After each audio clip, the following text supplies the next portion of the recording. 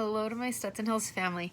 I continue to miss you and hope that we can meet together again soon because I miss your testimonies and the things that I have learned from each of you. This week we are studying chapters 5 through 7 in Alma with, so we're going along, come follow me. Two things. Hopefully we get through this fairly quickly. This is not really a lesson, more of just some of my thoughts that I wanted to share with you as you guys are continuing to study as well. If you want to connect with me, you can text me and we can have a conversation about whatever it is that we are studying, or if you want to, you can leave your comments in the Facebook box or whatever, and to share them with others, because I absolutely believe in the power of learning from each other. And I hope that I am Swim's mom. There's always chaos at our house, so we're hoping to get this done hopefully not too long. And then the other thing is, I've had a couple people ask me about my Book of Mormon. This is just a journal edition, and you can see that it's got like wide pages to learn, kind of mark and journal in. I got it at Deseret Book. I think it was about $24. I think so, not too expensive. It's on thicker paper, and I have actually really liked journaling in this as opposed to the itty bitty lines, because I feel like I can get more out. All right, let's go ahead and start in Alma chapter 5. In the very first verse, he talks about being in the land of Zarahemla, and he is starting at home. He was asked to be the chief judge, and like the head chief judge, then with the checks and balances, people underneath him. And what I love is that he is among like his people, the people he grew up with. And I always think that, what are we doing here at home? How are we teaching and what are we sharing here at home? He loved his people so much. And he loved, and these people in Zarahemla were his people. And for us being at home, what are we sharing with our family?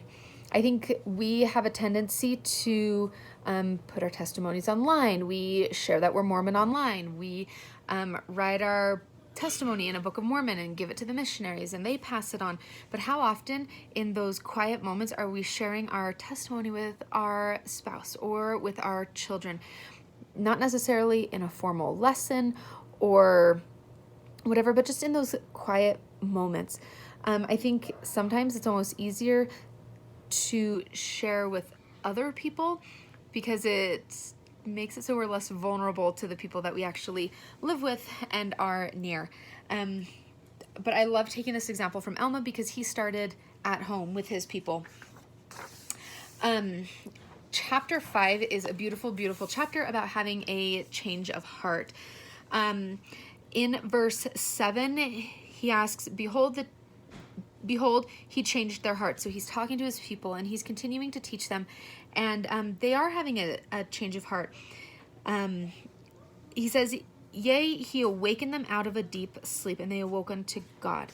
And I think sometimes we, I would even say periodically throughout our life, we have a tendency to be in a sleep and maybe not be paying attention with so much happening around us, so much instant all the time, that we tend to kind of fall asleep into what our Heavenly Father is wanting from us. And Alma is saying that they had a change of heart. He awoken that in them. And then probably one of my most favorite verses is, hey, go do something else for a little bit, is verse 19 in chapter 5. And he says, and I say unto you, can you look up to God at that day with a pure heart and clean hands? I say unto you, can you look up having the image of God engraven upon your countenance? This is my life is between me and God. It's between me and my heavenly parents. It's between me and Jesus Christ.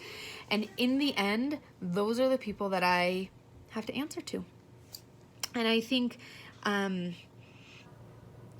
can I, like when I take a personal inventory, can I stand before them and be accountable for the things that I have done? Do I have clean hands? Do I have a pure heart? That did not say how often were you at your church meeting? How many times did you give a talk? What callings did you have? And I think so often it kind of is easy for us to kind of say, well, if I'm doing these very visual A, B, and C things, that that's going to be acceptable for the Lord. And reading through Alma, he's teaching the people about having a change of heart, not about what callings they should have. He is teaching the people to have clean hands and to be serving, not to check the box for every church attendance. And yes, I believe church attendance is important, and I believe that serving is important, and I believe that that showing up and being there for the Sword family, for the church, being a missionary is important. But ultimately, I think that journey is going to look different for everybody, and in the end, if you have clean hands and a pure heart, that is what the Lord is looking for. And I'm learning that my change of heart has more to do with me and my heavenly parents than me and the people sitting in the pew next to me. Alma goes on to say,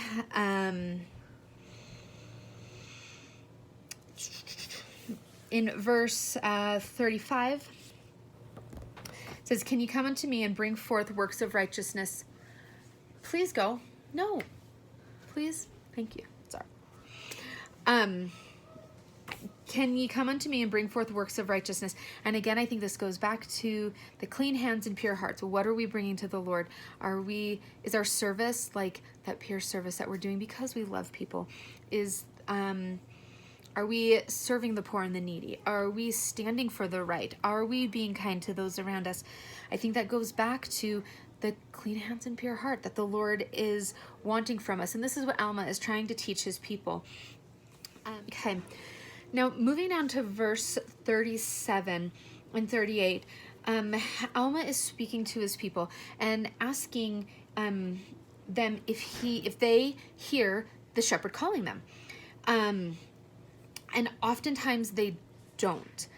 And how often does the shepherd speak to us and we don't hear him? We've got so much going on in our life. We've got headphones in and we're on a screen, or we are watching something. And this was a conversation that we actually had with our kids, that they're missing moments with the Spirit because they can't hear his voice. They are either on a device, or they are watching TV, or even they're just reading books, which I think all of those things are fine in moderation. But when we fill our face and our ears and our minds with so much going on around us in this instant gratification world, I think we miss the Spirit. I think we miss what even the Spirit sounds like to each of us. And this is what Alma is trying to teach him. He's saying, are you hearkening? Because I don't know if you've been around livestock. When you yell at livestock, it kind of runs away. Like, you can't get sheep to come to you when you're yelling at it, right? But if you are speaking kindly and softly, and kind of being that soft spoken as you're walking up to the sheep, they are a little bit more apt to coming up to you. And this is what the Spirit, the Alma wants us to learn. He wants us to learn the voice of the shepherd, so that way we know when the Spirit is speaking to us. I'm going to go over to chapter 7. I love chapter 7. At this point, and I mentioned it earlier, but now Alma is, he's given up the position of chief judge. He's given up the position of chief judge because he wants to be a missionary. And I love that he gave up everything. And yes, there are those checks and balances, and but we kind of see throughout until Christ comes that those checks and balances are really abused, even within the judgment seat and the chief judge. Alma lets go of all of that. He wants to be a missionary. And kind of talking about the Good Shepherd, just like Christ, Alma leaves the 90 and 9. He leaves the body of the people and being their judge to search for the one, to be missionary for the one, to look out for the one. And I love this about him, and I often wonder how many of our leaders would take that upon them, to see that the one is wandering and chooses to leave to go find that one. And I love that about Alma. He is very concerned about the people, not just in Zarahemla. At this point, he is going to Gideon, the land of Gideon. He will go among, I don't remember, but it's where the Rameumpton is. And to teach those that are not directly within his voice, because he cares so much about the one. All right, and then one last thing. In chapter 7, Alma is going to talk about how we maybe should be, just how we should be. Okay, in verse 23, he says, "And now I would that ye should be humble, and be submissive, and be gentle, easy to be entreated, full of patience and long suffering, being temperate in all things, being diligent in keeping the commandments of God at all times." And I was thinking about that, and that's something that we are asked to do now. And being that we are mortal beings, we suffer, we have tribulation, we have pain, and Alma is asking us to be long-suffering in that. He's asking us to be submissive in that.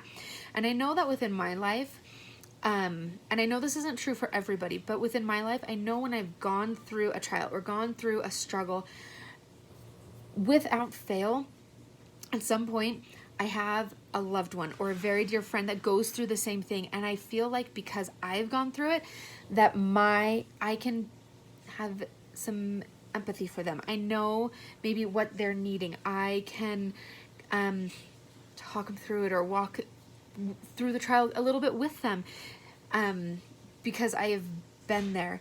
And the patience and long suffering, I think we forget that the Lord sees the big picture, and we oftentimes forget that there is a bigger picture. And while we are struggling and in pain at the moment, there's something more. There's always something more. And I love that Alma is trying to teach them that even in their pain, to be patient, even in their struggles, to have long suffering. And I love that about Alma, that he is bringing hope and trying to teach them the big picture that the Lord has for us. And then just one last thing, in the continuing on in verse 23, it says, "Asking for whatsoever things ye stand in need, both spiritual and temporal." Always returning thanks unto God. And I think so often we feel it's kind of selfish to ask for temporal things. Alma's telling us that the Lord wants to know that we should be asking for temporal things. Do you need help buying a house? Do you need guidance in starting a new business? Do you need knowledge in going to school, taking a test? Do you, your body, do you need help sleeping more peacefully, or learning how to exercise? You know, like whatever it is in this very temporal realm, I fully believe that our heavenly parents want us to bring them our temporal needs and to let them know what it is that we want, because I think they care about it. If your child came to you and said, "Hey, I really want a new bike," are you gonna be like, "That's nice"? I don't know, maybe you will be. But I think sometimes we're like, okay, that's fine. I know what you want. Maybe a birthday, maybe Christmas, maybe you have to work for it. Let's figure out how you can work for it. Maybe you get a hand-me-down and you're going to learn how to fix it. All these things are so very temporal, and yet because they are important to our child, they are important to us as well. And I love that that is the way that our heavenly parents see us. If it's important to us, it's going to be important to them. Alma is such an amazing man, and I am learning so much from him. Again, I would love to know what you think. I would love to hear about what you thought of Alma chapters 5 through 7, and this week for Come Follow Me. And so if you want to share them in any way, I would love to hear about that.